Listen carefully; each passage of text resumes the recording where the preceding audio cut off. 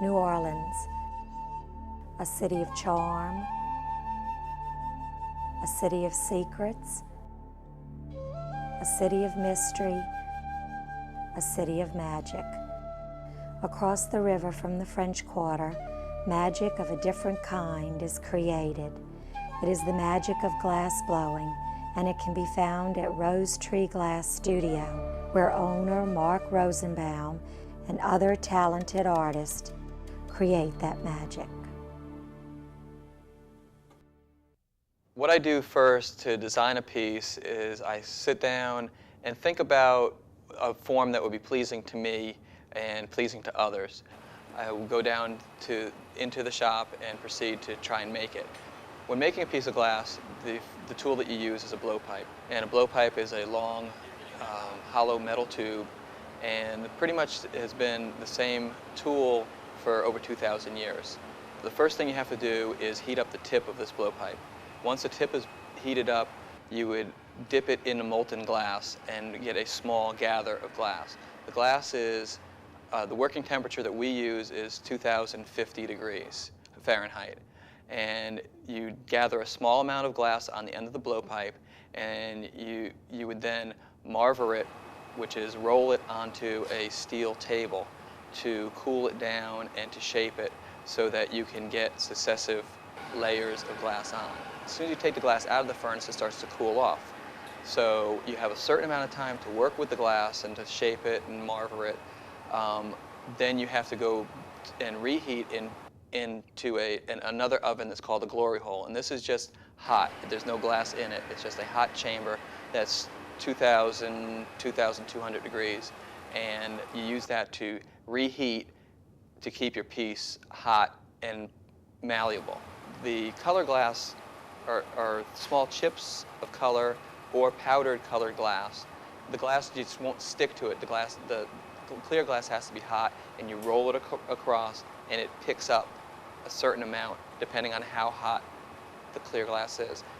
At this time, you could either layer some colored glass between layers of clear glass, or you can just layer more clear glass depending on the size of the piece that you're making. Sometimes it's one gather,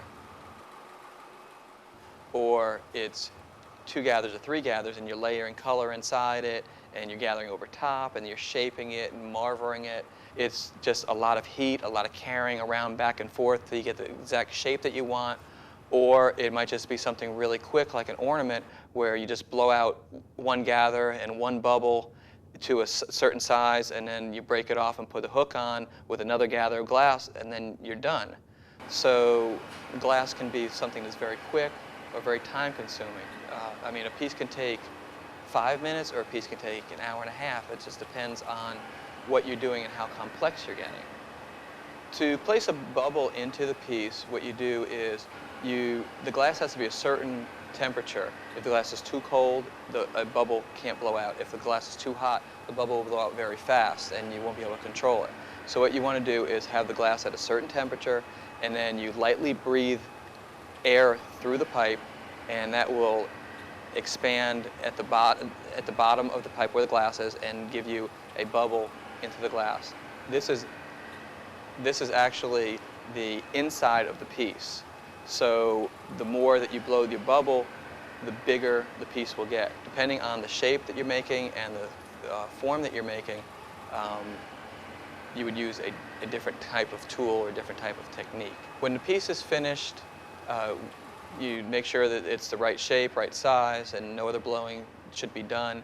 And then what you do is we have a chamber where we spray it with a iridizing solution, which is actually a thin metal coating that covers the glass and then reacts to the heat and gives a metallic sheen to the glass.